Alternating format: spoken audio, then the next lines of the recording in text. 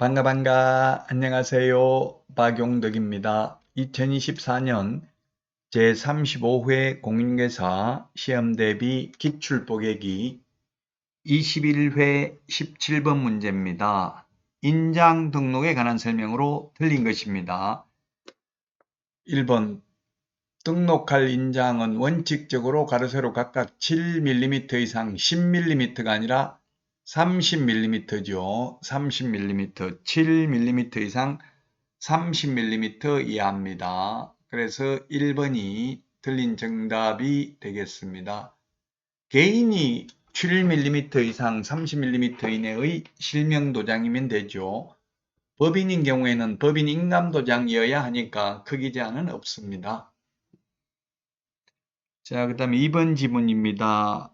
개업공개사 및 소속공개사는 중개행위를 함에 있어서 등록한 인장을 사용해야 되고요. 사용 안 하면 개공은 업무정지, 소공은 자격정지 사유입니다.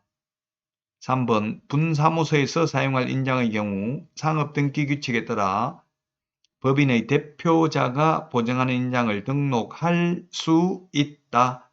안 하고 주된 사무소 걸 가져다 쓸 수도 있고요. 그 다음에 4번 소속공개사의 인장 등록 신고는 고용신고와 같이 할 수도 있습니다.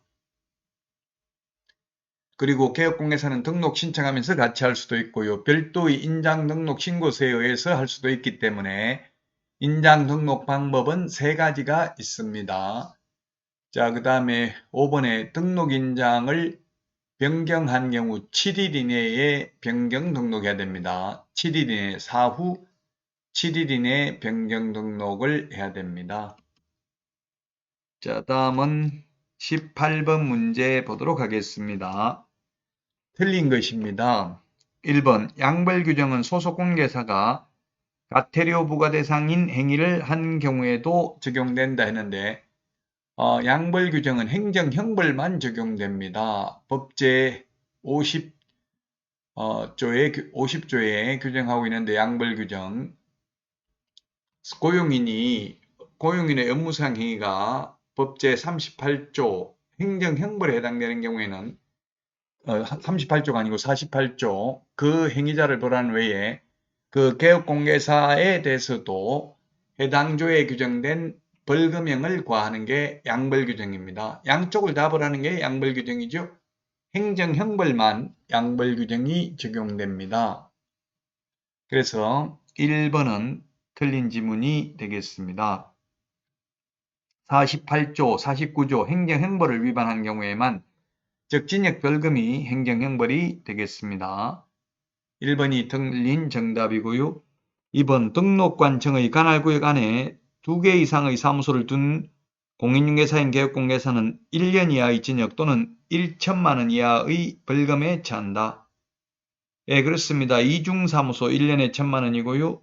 3번 벌금과 과태료는 병과할 수 없다. 두 가지를 같이 부과할 수도 없다. 벌금도 선고하고 과태료도 부과하는 경우는 없습니다. 맞습니다. 그 다음에 4번 쌍방대리 3년에 3천만 원입니다. 쌍방대리 직접거래 금지행위죠.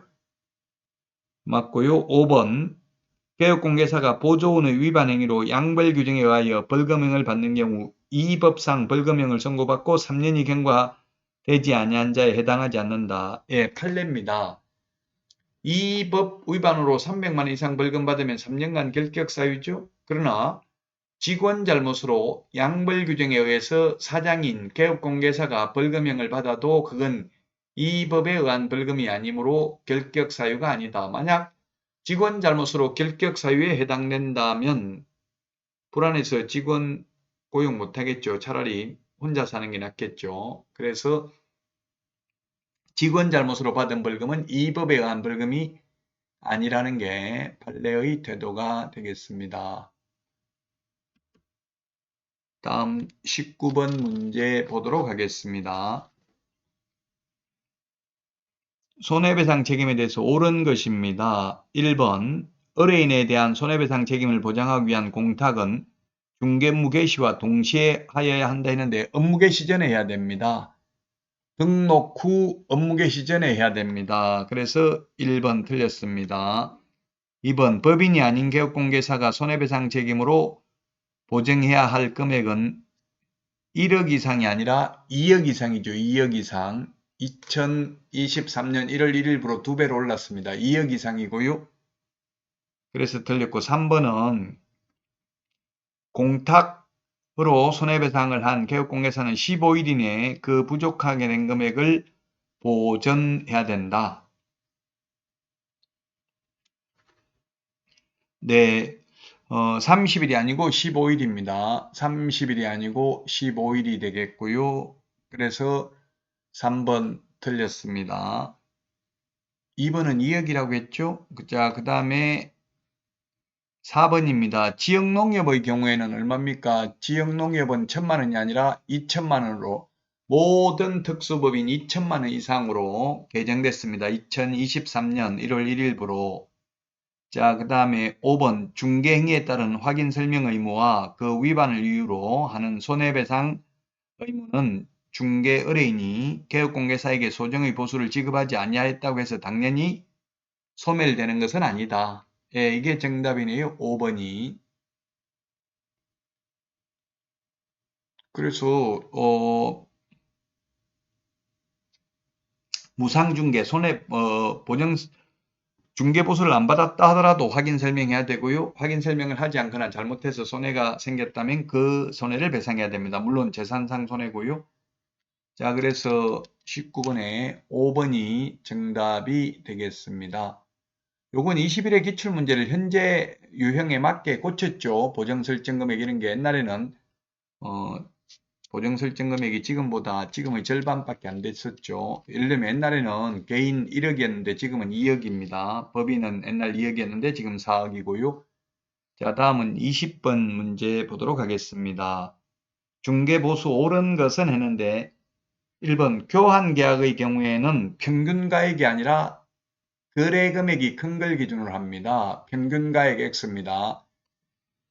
2억짜리 상가와 3억짜리 주택을 교환하는 경우 거래금액이 큰 3억짜리 주택에 대한 보수 120만 원이죠. 120만 원씩을 쌍방으로부터 각각 받습니다. 거래금액이 큰 걸 기준으로 합니다.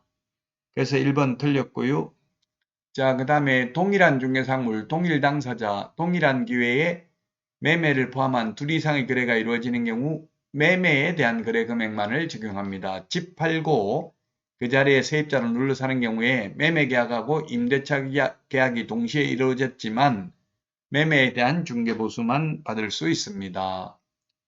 자, 그 다음에 3번 주택 외의 중개상물의 중개보수는 국토교통부령이 정하는 범위 내에서 시도 조례로 정한다 했는데 주택 외의 경우 시도 조례로 정하는 게 아니라 국토교통부령으로 정합니다.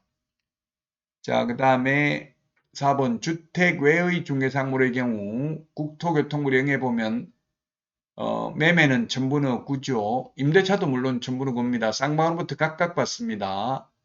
의뢰인과 개업공개사가 서로 협의하여 결정합니다. 매매도 임대차도 모두 0.9% 범위 내에서 당사자 협의입니다.